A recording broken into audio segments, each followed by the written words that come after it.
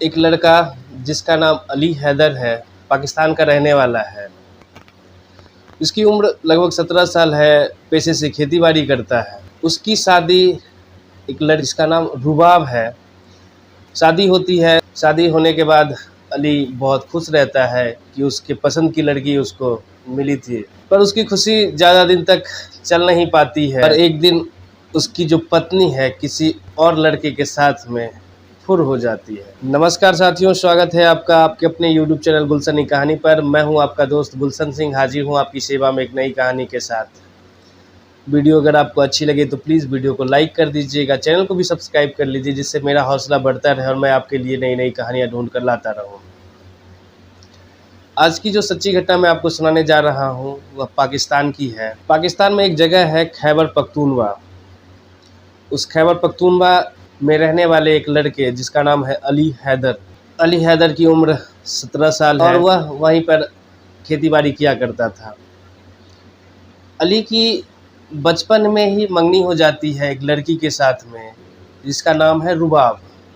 रुबाब अली के खाला की लड़की है। बचपन में ही मंगनी हो जाने के कारण अली अपनी खाला के यहाँ नहीं जाया करता था, क्योंकि उसे पता था कि खाला की लड़की से उसका निकाह होने वाला है। धीरे धीरे दोनों बड़े होते हैं। जब दोनों बड़े हो जाते हैं तब दोनों परिवार वाले जो हैं वो दोनों की शादी के लिए आपस में विचार करते हैं और दोनों परिवार की रजामंदी से रुबाब और अली का निकाह करवा दिया जाता है।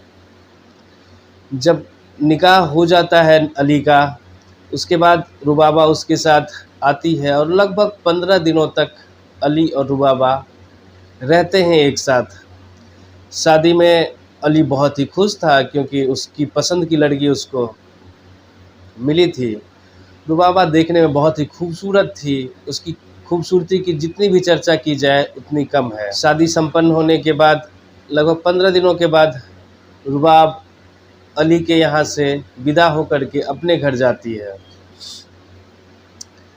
उसके बाद अली जब भी रुबाब से फ़ोन पर बात किया करता था तो रुबाब उससे बात तो करती थी फ़ोन पे, पर अली जब मिलने की बात करता था, उससे कहता था कि मैं आना चाहता हूँ, तो किसी न किसी बात से रुबाब उसको टाल देती थी और मना करती थी कि अली उसके पास ना आए। ये बात अली को कुछ ठीक नहीं लगती थी, पर धीरे धीरे समय बीतता रहता है।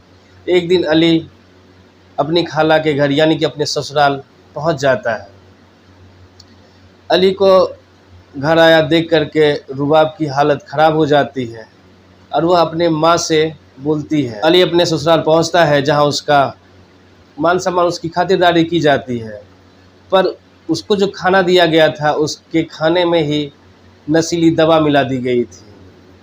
अली जैसे ही वो खाना खाता है कुछ ही समय में उसका सर भारी होने लगता है और वो धीरे धीरे बेहोश हो जाता है। अली की जब नींद खुलती है, उसकी जब आँख खुलती है, जब वो होश में आता है तो एक दिन बीत चुका होता है। वो उठता है, सबसे पहले अपनी पत्नी को ढूंढता है, रुबाब को। वो उसे कहीं नज़र नहीं आती है। फिर वो अपनी सास से पूछता है जो उसकी खाला है, वो भी कुछ उसे संतुष्ट सा उत्तर नहीं देती है। जब अली कई बार उससे पूछता है तो उसकी खाला उससे कहती है कि रुबाब किसी और लड़के के साथ में भाग गई है। जैसे ही ये बात अली सुनता है वह गुस्से से लाल पीला होने लगता है। वो अपनी सास को भी बुरा भला कहता है, क्योंकि उसे पहले से कुछ न कुछ जानकारी हो गई थी कि रुबाब का किसी और लड़के के साथ में चक्कर चल रहा है, जिसमें उसकी माँ की भी सहमति है और उसकी माँ भी चाहती है कि अली के साथ में ना रहकर रुबाब अपने पसंद के लड़के के साथ में रहे, क्योंकि वो लड़का थोड़ा पैसे वाला था। जब रुबाब के भागने की जानकारी अली को मिलती है तो अली पूरी कहानी समझ जाता है। जो उसे पहले झूठी लगती थी अब वो उस बात को सच मानने लगता है।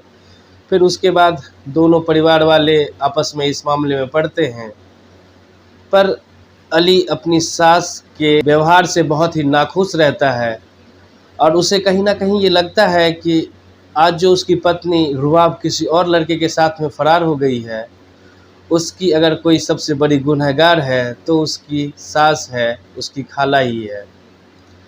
और अली हैदर इस बात पे अपने गुस्से को काबू नहीं रख पाता है और एक दिन अपनी ही सास के ऊपर दनादन एक के बाद एक 11 फायर करता है, जिससे उसकी सास की मौके पर ही मृत्यु हो जाती है। उसके बाद अली को पुलिस पकड़ के ले जाती है, जहां से पाकिस्तान के कानून के हिसाब से उसके ऊपर सज़ा सुनाई जाएगी। तो ये थी आज की कहानी। अगर कहानी आपको अच्छी लगी तो प्लीज़ वीडियो को लाइक कर दीजिए, चैनल को भी सब्सक्राइब कर लीजिए। नमस्कार, जय हिंद।